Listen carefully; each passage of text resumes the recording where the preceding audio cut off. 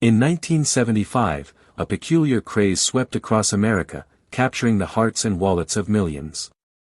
It wasn't a new gadget or a flashy toy, it was a rock.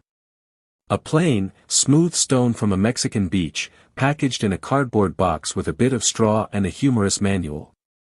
The pet rock, brainchild of advertising executive Gary Dahl, became a cultural phenomenon, selling an astonishing 1.5 million units in just a few months. But why did parents in the 1970s, navigating a world of economic uncertainty and social change, buy into this absurd idea? And what made it work so brilliantly? The story begins in a bar in Los Gatos, California, where Dahl, a freelance copywriter struggling with bills, overheard friends griping about the burdens of pet ownership. Dogs needed walks, cats scratched furniture, and fish required constant tank cleaning. In a moment of drunken inspiration, Dahl quipped that a rock would be the perfect pet: no feeding, no grooming, no mess. The idea got laughs, but it stuck with him. He saw potential in its sheer ridiculousness. America, he sensed, was ready for something light-hearted, something to break the gloom of the post-Vietnam, post-Watergate era. Dahl's genius wasn't in the rock itself. Smooth stones from Rosarito Beach cost him mere pennies. It was in the presentation. He crafted a tongue-in-cheek manual, The Care and Training of Your Pet Rock, filled with deadpan humor. It offered tips on teaching your rock to stay easy, or roll over, trickier, unless you had a hill. The rock came nestled in a pet carrier-style box with air holes, poking fun at the seriousness of real pet care.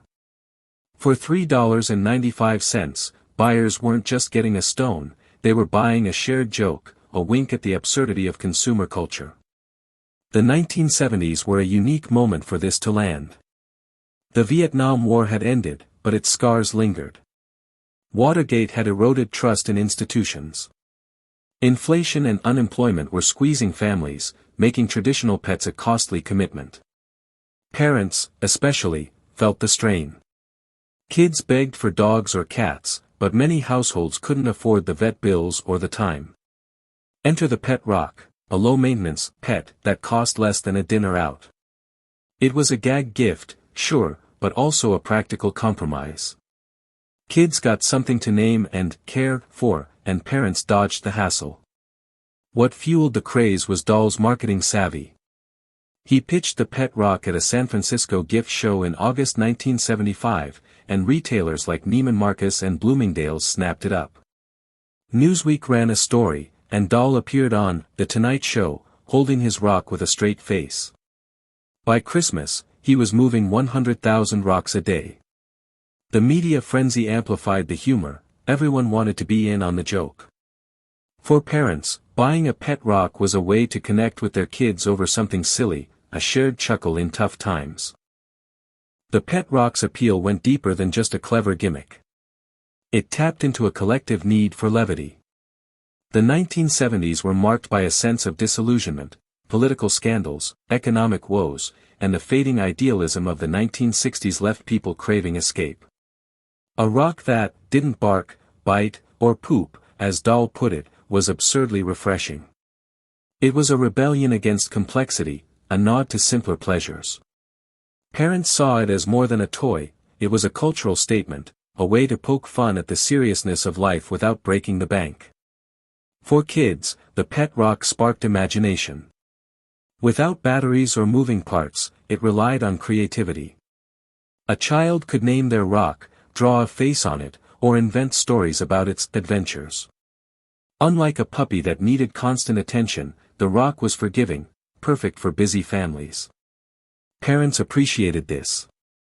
They could give their kids a pet that encouraged play without adding stress. It was a small act of love, wrapped in humor, that fit the budget-conscious mood of the time. Dahl's creation also rode the wave of 1970s consumerism. Fads like mood rings and lava lamps were everywhere, fueled by a growing appetite for novelty. The pet rock stood out because it was so brazenly useless, yet that was its charm.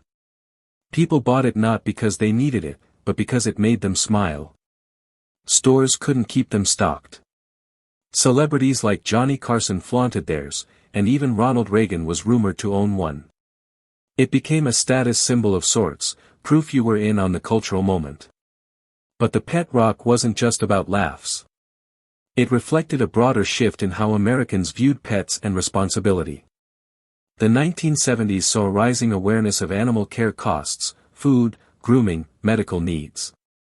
For some parents, the idea of a pet that required nothing was a subtle critique of those pressures.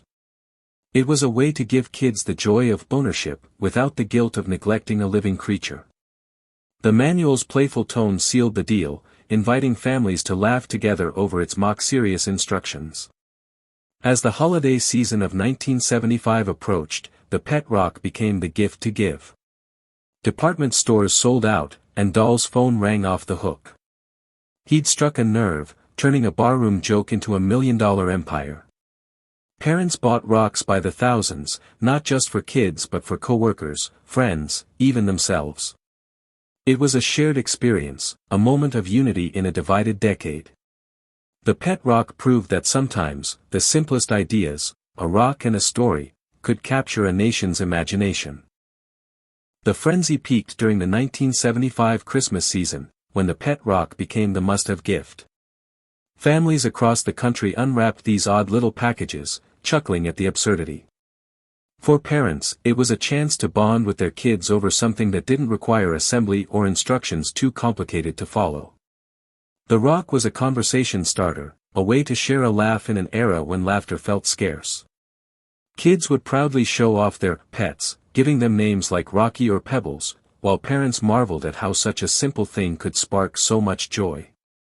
What made the pet rock work wasn't just timing, it was psychology. Dahl understood that people crave connection, especially in uncertain times. The rock, with its goofy manual, invited families to play along together. It wasn't about the object itself but the experience it created. Parents saw their kids' faces light up, not because the rock did anything, but because it let them invent their own fun. In a world of rising costs and endless responsibilities, that felt like a small miracle. The fad's success also owed much to the era's media landscape. Without social media or viral videos, word spread through newspapers, TV, and radio. Dahl's appearances on talk shows turned him into a minor celebrity, his deadpan delivery selling the joke. Every article, every interview, fueled the craze. Parents read about the pet rock in Time magazine or saw it on the evening news, and suddenly it was everywhere. It felt like a cultural event, something you had to experience to understand. Yet, like all fads, the pet rock's reign was brief. By early 1976, sales plummeted. Imitators flooded the market with knockoff rocks, diluting the magic. Dahl had sold his 1.5 million, but the moment had passed. Parents moved on to other toys, other distractions. Still, the pet rock left a mark. It showed how a clever idea, wrapped in humor, could unite people. For a few months, it gave families a reason to smile, to play, to forget the weight of the world. Looking back, the pet rock wasn't just a product, it was a snapshot of 1970s America. It captured a nation ready to laugh at itself, to embrace the absurd as a form of relief. Parents bought those rocks not because they were fooled, but because they got it. They saw the humor, the heart, the chance to make their kids happy with something wonderfully, gloriously silly. And in that fleeting moment, it worked like nothing else could. The pet rock wasn't just a fleeting fad, it was a mirror held up to 1970s America, reflecting a nation eager for a moment of joy. Parents in that decade faced a whirlwind of challenges. The economy was shaky, with inflation climbing to double digits and gas prices soaring after the 1973 oil crisis. Many families were tightening their belts, rethinking what they could afford. A real pet, with its endless cycle of food, toys, and vet visits, often felt like a luxury. The pet rock, priced at just $3.95, was a clever workaround. It gave kids the thrill of owning something without draining the family budget. Parents could feel like they were delivering fun without the guilt of saying no to a puppy. Gary Dahl's creation leaned heavily on irony, and that's what made it click. The manual he wrote was a masterpiece of dry wit, treating the rock like a living creature with a personality. It suggested commands like, sit, no problem, or attack, not so much. Parents loved this. They'd read the manual aloud to their kids, laughing at lines about how to housebreak a rock by placing it in a litter box. It wasn't just a purchase, it was a performance, a shared bit of silliness that brought families together. In a time when nightly news was heavy with stories of recession and distrust, that laughter was worth its weight in gold. The rock also fit the 1970s quirky obsession with individuality. This was the era of disco, bell-bottoms, and self-expression. People were drawn to things that stood out, even if they didn't make sense. The pet rock was the ultimate blank canvas. Kids could paint it, glue googly eyes on it, or make up epic backstories about its life. For parents, it was a low-stakes way to encourage creativity. Unlike a chemistry set that might explode or a doll with a million tiny accessories, the rock was foolproof. It let kids' imaginations run wild while giving moms and dads a break from cleanup. Dahl's marketing played a big role, too. He didn't just sell a product, he sold a story.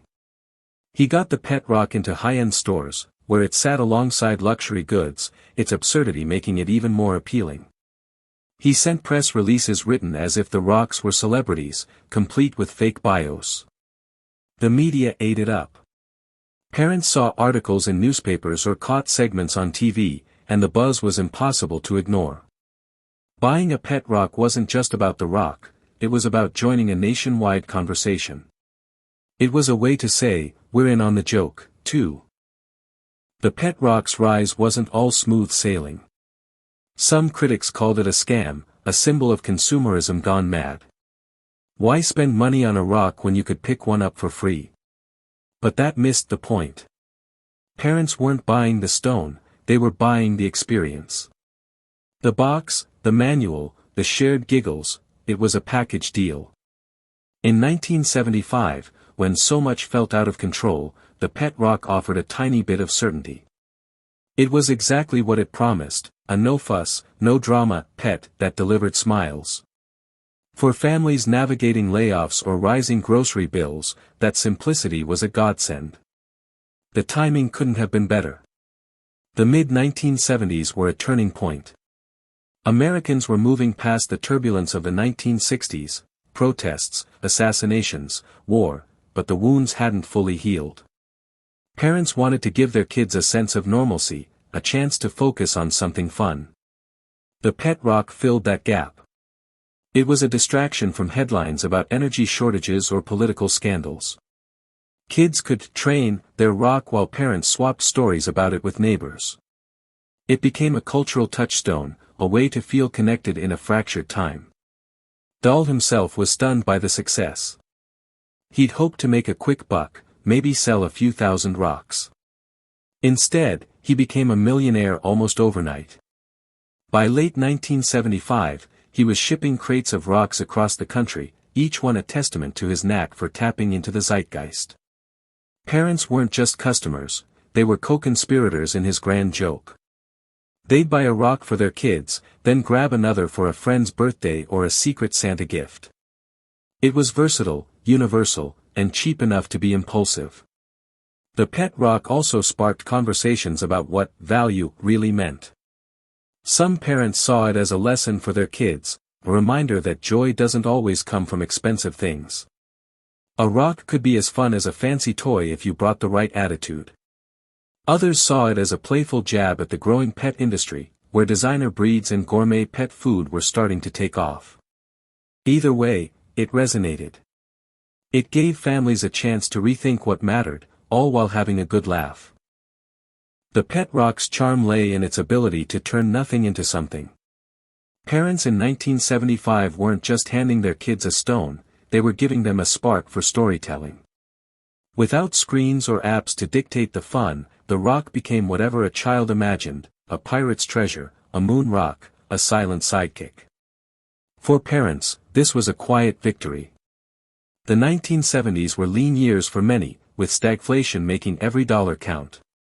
A toy that cost less than a movie ticket and still kept kids entertained for hours. That was a deal worth celebrating. The rock didn't need batteries or instructions, which meant no late-night trips to the store or arguments over lost parts. Gary Dahl's real stroke of genius was making the pet rock a social phenomenon. He didn't just sell to families, he sold to everyone. Office workers swapped rocks as gag gifts. Teenagers bought them to be ironic. Parents picked them up as stocking stuffers, knowing they'd get a laugh on Christmas morning. The rock crossed generations, becoming a universal icebreaker. In an era before viral memes, it was as close as you could get to a shared cultural wink. Families would sit around the dinner table, riffing on the manual's jokes or inventing their own. It was a low-effort way to make memories, something parents craved when time and money were tight. The rock also tapped into a peculiar 1970s fascination with simplicity. This was the decade of back-to-the-land movements, when some Americans dreamed of ditching modern life for cabins and communes. The pet rock played into that vibe without asking anyone to actually unplug. It was a pet that demanded nothing, no walks, no water, no worries. Parents, juggling jobs and rising costs, appreciated the irony.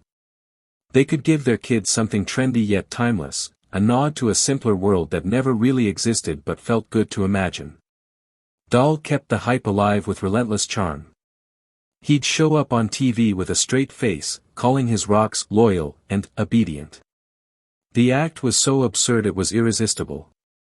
Parents saw him on Johnny Carson or read about him in People magazine, and the pet rock became a must-have. Stores reported lines out the door, with some buyers grabbing armfuls of boxes. For a few months, it wasn't just a product, it was a movement. Parents didn't buy it because they were tricked, they bought it because it felt like joining a club, one where the only rule was to have fun. The pet rock's success wasn't all sunshine, though. By early 1976, the backlash was brewing. Some called it a ripoff, a cynical cash grab that mocked consumers. Newspaper columnists grumbled about Americans wasting money on nonsense while real problems piled up. But parents didn't seem to care. They weren't buying the rock for its value in ounces, they were buying it for the smiles it brought. In a world where bad news was constant, from factory closings to global tensions, a $4 joke felt like a bargain. It was a tiny rebellion against gloom, a way to say life didn't have to be so serious. For kids, the pet rock was a gateway to ownership. Many 1970s parents couldn't swing a dog or a pony, vet bills were a non-starter when rent was a stretch. But a rock. That was doable. It gave kids a sense of responsibility without the stakes. They'd care for their pet, maybe tucking it into a matchbox bed or taking it on imaginary adventures. Parents watched this unfold and saw something deeper, their kids learning to find joy in small things. It was a lesson the 1970s drove home hard, happiness didn't always come with a big price tag. The fad's collapse was as swift as its rise. By spring 1976, the market was flooded with copycats, cheaper rocks with flimsier manuals. Dahl tried to keep the magic going with accessories like pet rock training kits, but the spark was gone. Parents moved on to skateboards and Star Wars toys, and the pet rock faded into history. Yet it left something behind. It showed how a silly idea could cut through the noise, giving families a chance to laugh together. For a moment it was perfect, a rock-solid escape from a rocky world. That brief mania still resonates. The pet rock wasn't about the object, it was about what it unlocked. Parents bought it to share a joke, to give their kids a slice of wonder, to feel like they could still afford to dream. In 1975, that was enough. It worked because it didn't pretend to be anything it wasn't, just a rock, a laugh, and a story to tell.